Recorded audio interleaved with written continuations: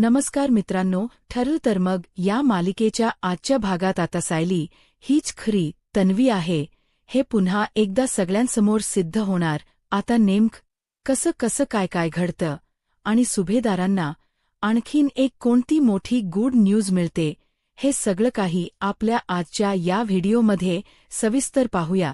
तर सध्या आता इकडे सायली हिला उलटी झाल्यासारखं वाटत असतं, पण उलटी होत नसते.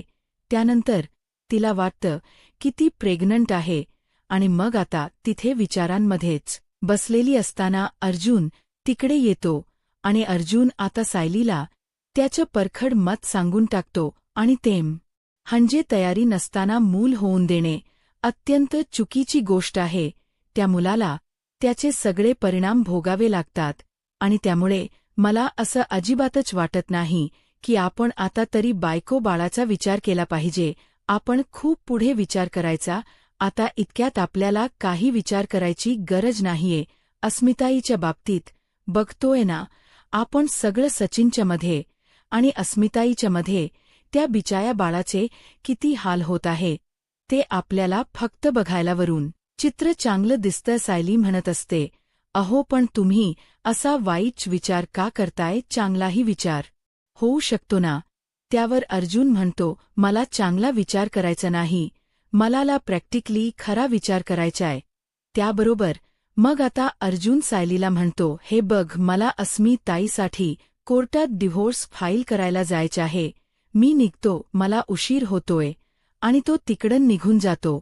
आता अर्जुन हे जे काही बोललेलं असतो त्यानंतर सायली तिच्या पोटावरती हात ठेवते आणि आता ती म्हणत असते की जर खरोखर मी प्रेग्नंट असेल तर नाही, मला असा विचारच करायला नको. मी प्रेग्नंट नाहीच आहे.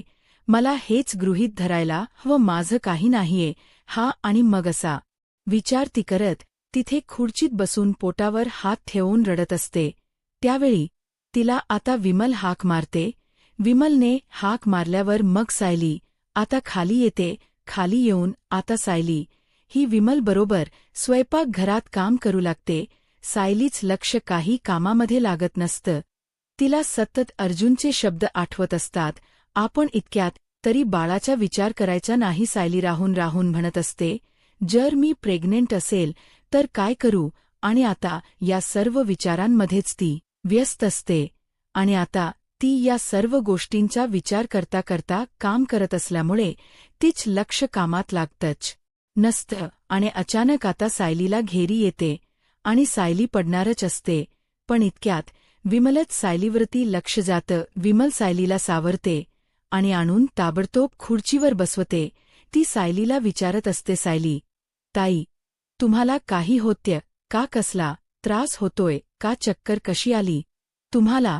त्यावर सायली म्हणते, नाही, एवढं काही नाही, सध्या काम दुप्पट पडते ना आणि ते पूर्ण आजींसाठी तन्वीच नाटकही करावं लागतंय, त्यामुळे बाकी काही नाही. तुम्ही मला थोडा वेळ पाणी देता, मग मला बरं वाटेल. त्यावर मग लगेचच आता विमल सायलीला पाणी वगैरे आणून देते आणि म्हणत असते, घ्या जरा शांतपणे बसा, म्हणजे तुम्हाला थोड्या वेळाने बरं वाटेल. हा, तुम्ही काही काम करू नका, मी आहे ना, मी करते सगळी काम, तुम्ही निवांत जरा आराम करा. मग आता विमल सगळी काम करायला सुरुवात करते. सायली मात्र आता शांतपणे बसलेली असते. आता तिथे बसलेली असतानाच सायली विचार करते की बापरे, मला आता चक्कर सुद्धा येतीये. ही सगळी प्रेग्नंटचीच लक्षण आहे. म्हणजे मी खरंच प्रेग्नंट नाही. नको देवा, हे बघ, असं काहीही नसू देत, कारण यांना मूल नको आहे आणि माझ्याकडून काही पाप नाही घडणार आहे, त्यामुळे प्लीज नकोच देत. याबरोबर मग आता ताबडतोब सायली ही उठून कामाला जाण्याचा विचार करते आणि तितक्यात तिच्या मोबाईलची घंटी वाजते. आता मोबाईलची बेल वाजल्यावर सायली मोबाईल उघडते तर काही नाही, असंच तिच्या नेट संपल्याचा मेसेज आलेला असतो. ते मेसेज सीन करताना सायलीची नजर आजच्या तारखेवरती जाते. तेव्हा तिला आठवतं की माझा तर महिना सुद्धा चुकलेला आहे. मग आता सायलीला जेव्हा लक्षात येतं की आपला महिना पुढे गेलाय तेव्हा तर ती आणखीन जास्त घाबरते. ती विचार करते, बापरे, म्हणजे माझी तारीख सुद्धा चुकली. मग आता मी काय करू, हा खूप मोठा प्रश्न तिच या समोर पडलेला असतो. आता हा प्रश्न पडलेला असतानाच ती विचार करत असते, हे सगळं कसं सगळं जुळून आलंय. मला टेन्शन येते खूप जास्त. आता ती टेन्शनमध्ये असते, पण तरीही आता विमलने सायली, वहिनी हे काय करू असं विचारल्यावर मग ती विमलला मदत करायला जाते. आणि त्यावेळी आता त्या दोघीजणी काम करत असताना सायलीला पुन्हा एकदा चक्कर येते.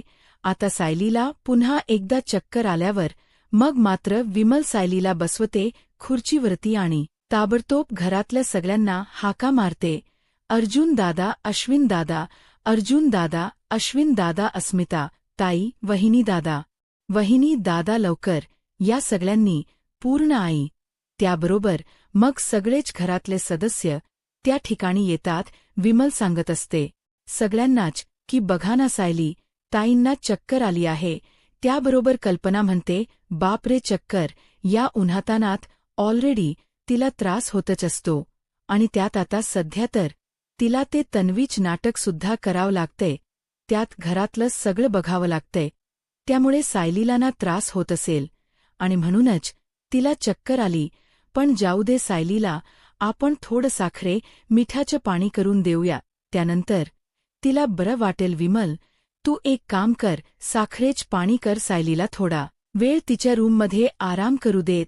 जरा रूममध्ये बसून आराम केला, शांत झाली की मग तिला थोडंसं बरं वाटेल, रिलॅक्स वाटेल. आराम करू देत तिला. त्याबरोबर मग अश्विन म्हणू लागतो की हो बरोबर आहे, कधीतरी उन्हाळ्यामुळे पण असा त्रास होऊ शकतो. त्यावेळी विमल सांगते की नाही सायली ताईंना हे दुसऱ्यांदा चक्कर आली आहे, मगाशी पण त्यांना चक्कर आली होती. त्याबरोबर मग आता अश्विन हा म्हणत असतो की दुसऱ्यांदा चक्कर आली आहे नाही, मग हे काही चांगलं नाहीये, हे बरोबर नाहीये. आपण एक काम करू, आपण एकदा तपासून घेऊया. अर्जुन दादा एक काम कर, तू सायली वहिनीला उचल आणि तुमच्या रूममध्ये घेऊन जा. मी सायली वहिनीची एकदा तपासणी करतो, बघूया आपण तिला नेमकी चक्कर येते तरी कशामुळे. मग आता अश्विनच्या सांगण्यावरून अर्जुन सायलीला हातावर उचलतो तो आणि घेऊन जातो रूममध्ये. त्याबरोबर मग अश्विन, कल्पना, प्रताप, पूर्णा, आजी, अस्मिता सगळेच जण त्याच्या मागोमाग रूममध्ये जातात. त्यानंतर आता अश्विन हा सायलीची तपासणी करतो. तो सायलीला तपासतो. आता घरातले सगळे विचारत असतात की काही झालंय का सायलीला. अश्विन अरे बोल ना. अश्विन म्हणत असतो थांबा जरा 2 मिनिट, मला तपासू द्या व्यवस्थित. आणि मग अश्विन आता अगदी व्यवस्थित तपासतो आणि अश्विनच्या चेहऱ्यावरती एक मोठं हसू येतं. आता अश्विनच्या चेहऱ्यावर हसू आल्यावर सगळे विचारतात काय झालंय. त्यावर अश्विन म्हणतो गुड न्यूज आहे सायली वहिनीकडे. त्याबरोबर अर्जुनला कळत नाही. अर्जुन म्हणतो म्हणजे. त्यावर अश्विन सांगतो अरे तू बाबा होणार आहेस सायली, वहिनी आई होणार आहे. त्यावर हे ऐकून मात्र घरात सगळ्यांना आनंद होतो, पण अर्जुनच्या चेहऱ्यावरती मात्र 12 वाजता त्याला या गोष्टीचा फारसा आनंद झालेला नसतो, उलट त्याला टेन्शन आलेलं असतं. तर इकडे पूर्णा आजीला तर खूप जास्त आनंद झालेला असतो. पूर्णा आजी म्हणते वावा, ही तर खूपच आनंदाची बातमी दिलीस. नाही म्हणजे जेव्हा आपल्या अस्मिताला बाळ झालं तेव्हा मी अस्मिताच्या जवळ नव्हते, एक नातीच बाळंतपण तर मला नाही करता आलं, पण माझ्या दुसऱ्या नातीच बाळंतपण मात्र मीच करणार आहे. मी तन्वीच्या जवळच थांबणार आहे. तन्वीच सगळं मी अगदी कौतुकाने करणार आहे. तन्वीच बाळ म्हणजे केवढी आनंदाची गोष्ट आहे माझ्यासाठी. मी खूप म्हणजे खूपच आनंदी आहे. तन्वी वा खूप छान. अगं एवढी मोठी बातमी होती आणि तू आम्हाला आतापर्यंतच कळू दिली नव्हतीस. आता अजिबात धावपळ करायची नाही, स्वतःची काळजी घ्यायची, स्वतःला जपायचं, सांभाळायचं. काही हवं असेल तर आम्हाला सांगायचं, धसमुसरेपणा करायचा नाही, सतत काम असंही करायचं नाही, समजलं का. आता निवांत राहायचं, आराम करायचा, फक्त अजिबात कसलीही घाई करायची नाही. त्याबरोबर आता लगेचच इकडे कल्पनासुद्धा म्हणते की हो सायली, पूर्णाई अगदी बोलतायत ना, ते सगळं बरोबर आहे. आता ना तू फक्त स्वतःची काळजी घ्यायची, तू स्वतःला जपायचं बास, त्या व्यतिरिक्त तू काहीही करायचं नाही आणि घरातली काम बाकी सगळ्या गोष्टी मॅनेज करायला मी आहेच, माझ्याबरोबर मदतीला विमलसुद्धा आहे सायली. अगं तुला काय सांगू, मला केवढं भारी वाटते ते. अगं आता मी पुन्हा आजी होणार, आता माझ्या अर्जुनला बाळ होणार. मला वाटतंच होतं की कधी एकदा अर्जुनचा संसार पुढे जातोय. तुमच्या दोघांचं नातं तर आता उत्तमच आहे. नवरा बायको म्हणून तुम्ही बेस्ट आहातच, पण तुम्ही उत्तम आईबाबासुद्धा बनाल याची मला खात्री आहे. सून म्हणून तू जशी सगळी कर्तव्य पार पाडतेस तशी तू उत्तम जबाबदार आई बनशील याची मला खात्री. आणि अर्जुन, तू सुद्धा आता जबाबदारीत भर पडणार आहे, हे लक्षात ठेव. उत्तम वडील बनायचं तुला. त्याबरोबर आता हे ऐकून अर्जुनला आणखीनच जास्त टेन्शन येऊन जातं.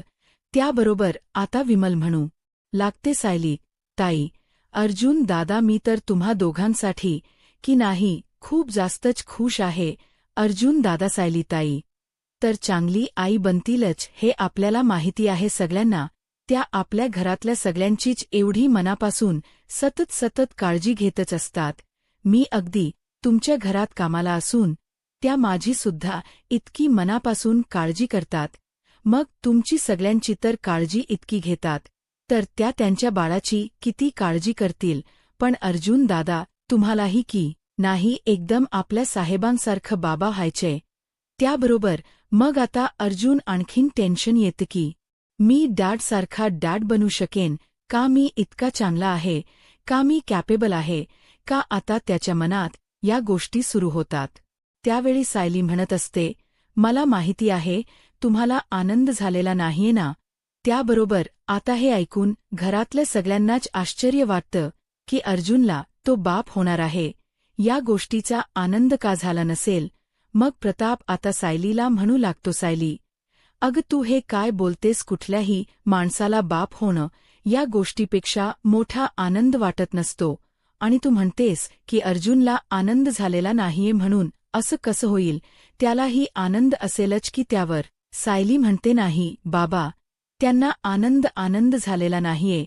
त्यावर आता कल्पना म्हणते, अगं पण का, काय झालंय काय. त्याबरोबर मग सायली म्हणू लागते, कारण सध्या सचिन भाऊजींमध्ये आणि अस्मिता ताईंमध्ये जे काही घडते त्या सगळ्यामुळे त्यांच्या बाळाला खूप सफर करावं लागतंय हे यांना वाटत आहे. आणि म्हणूनच यांना असंही वाटतंय की हे असं काहीही आता आमच्या बाबतीत घडायला नको, म्हणून त्यांना इतक्यात बाळ नको होतं. आणि बाळाची जबाबदारी घेण्यासाठी अगदी आपण सक्षम असायला होती, खूप मोठी जबाबदारी आहे असं सगळ्या त्यांना वाटते. त्याबरोबर मग प्रताप त्याला समजवून सांगतो की अर्जुन, अरे अगदी बरोबर म्हणणं आहे, तुझं बाळ होऊ देणंही खरोखर खूप मोठी गोष्ट आहे, खूप जबाबदारीचं काम आहे. पण जबाबदारी बरोबरच आनंदही मोठा असतो. तो त्याबरोबर मग कल्पना अर्जुनला म्हणते, आणि अर्जुन, अरे तुला घाबरण्याची काय गरज आहे. अरे तुझ्यावर काय सगळा भार एकट्यावरती पडणार नाहीये. तुम्हाला मदतीला आम्ही घरातले सगळे आहोतच की. आणि मुळात तुमची आणि अस्मिता आणि सचिनची तुलना होऊ शकत नाही. तुम्ही दोघंजण अगदी मनापासून सगळं काही करताय. आणि तसं अस्मिताच्या बाबतीत अस्मिताही मनापासून सबळ करत होती, पण सचिनला काहीच रस नव्हता. तू सचिनची आणि तुझी तुलना करूच नकोस. तू बेस्ट आहेस आणि तू उत्तमच करशील. तर दुसऱ्या बाजूला प्रियाला सुद्धा हॉस्पिटलमध्ये चक्कर आलेली असते आणि ती सुद्धा चक्कर येऊन पडलेली असते. आता अश्विननी सायलीला चेक केलेलं असते, इतक्यात त्याला डॉक्टरांचा फोन येतो आणि डॉक्टर अश्विनला हॉस्पिटल पोलीस स्टेशनला बोलवून घेतात. अश्विन तिकडे येतो आणि काय झालंय, का बोलावलं मला पुन्हा असं विचारतो. त्यावेळी मग आता इन्स्पेक्टर साहेब अश्विनला म्हणत असतात, तुमच्या बायकोला चक्कर आली होती, जेव्हा त्यांचा चेकअप करण्यात आला तेव्हा समजतंय की त्या प्रेग्नंट आहे. त्याबरोबर अश्विन हणतो. मग त्याबरोबर इन्स्पेक्टर साहेब सांगतात, अजून तरी त्यांच्यावरचे कुठलेही आरोप सिद्ध झालेले नाहीयेत.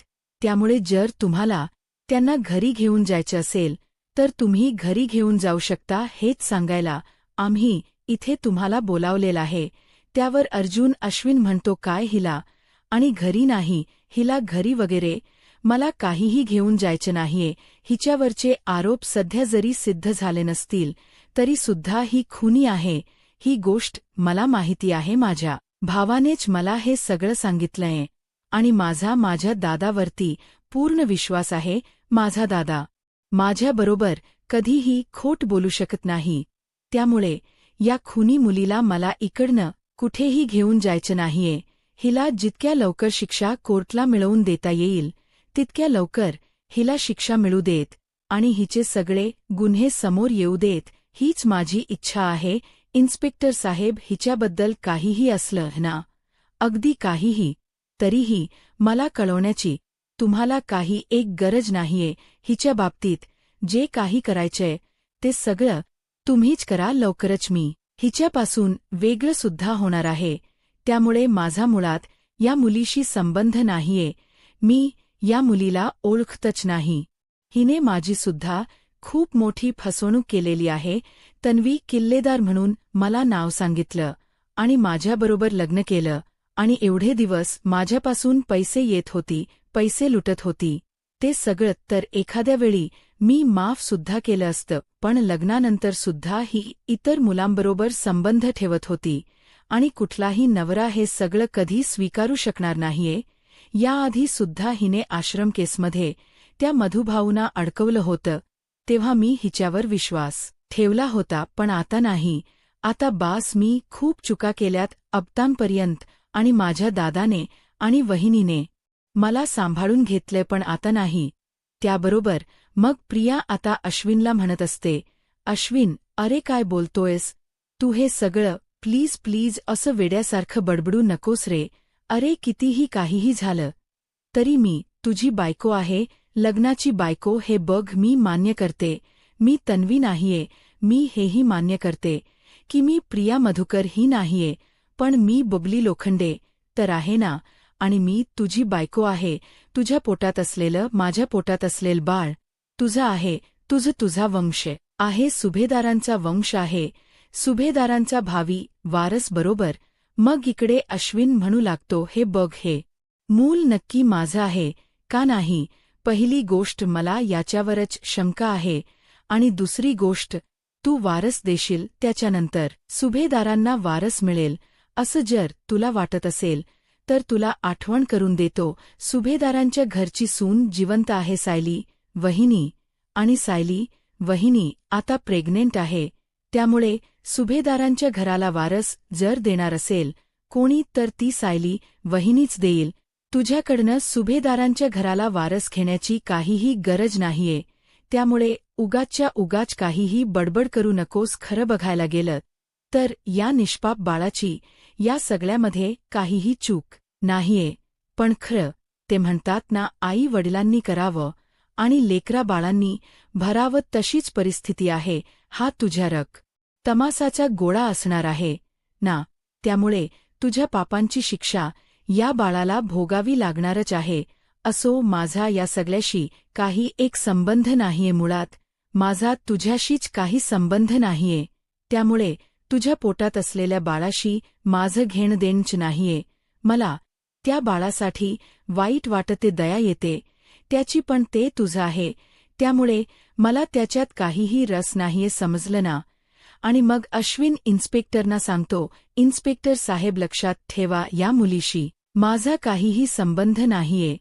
उलट हिने माझी फसवणूक केलेली आहे. त्यामुळे मला हिच्याशी काही एक घेणं देणं ठेवायचं नाहीये. आता नेक्स्ट टाईम हिच जरी काही असलं, ही मेली जरी ना, तरीही मला तुम्हाला कॉल करून सांगण्याची गरज नाहीये. मी येतो आणि तो तिकडं निघतो. प्रिया आता डोक्याला हात लावून बसलेली असते. सगळं संपलं, सगळंच संपून गेलं असा विचार तिच्या मनामध्ये सुरू असतो. तर दुसऱ्या बाजूला इकडे आता पूर्णा आजीलाना ही सायलीची गुड न्यूज ऐकल्यानंतर आमरसपुरी खाण्याची इच्छा होते. त्यामुळे मग आता पूर्ण आई ही सायलीला म्हणत असते, सायली, तन्वी, अगं तू आता एवढी मोठी गुड न्यूज आम्हाला सगळ्यांना दिलेली आहेस, तर आनंद तर साजरा व्हायलाच हवा घरामध्ये काहीतरी गोडाधोडात झालं पाहिजे. आता मस्त उन्हाळ्याचा सीजन आहे. तू एक काम कर, छानपैकी मस्त तुझ्या हातचा आमरस बनव आणि आमरसाबरोबर पुरी कर. खूप दिवस झाले आमरस पुरी खाल्लेली नाहीये. आमरस पुरी खाण्याची ना मला खूप इच्छा झाली. बनवशील ना? तन्वी, माझ्यासाठी आमरस पुरी. त्याबरोबर सायली म्हणत असते, पूर्णा आजी, अगं विचारतेस काय नात आहे ना मी तुझी, मग मला हक्काने सांग की तुला आमरस पुरी खायची आहे, ती सुद्धा माझ्या हातची. मी ताबडतोब आमरसाच्या तयारीला लागते. पुयांसाठी कणिक काढायला घेते आणि मग सायली आता किचनमध्ये येते आणि विमलला सांगते, विमलताई, आज पूर्णा आजीना माझ्या हातची आमरस पुरी खाण्याची इच्छा आहे. मी आमरस बनवायला घेते, तुम्ही कणिक मळायला घ्या बरोबर. मग विमल ठीक आहे म्हणते सायली. आता आमरस बनवायला छान आंबे वगैरे सोलते, मस्त त्यांचा रस काढून घेत असते.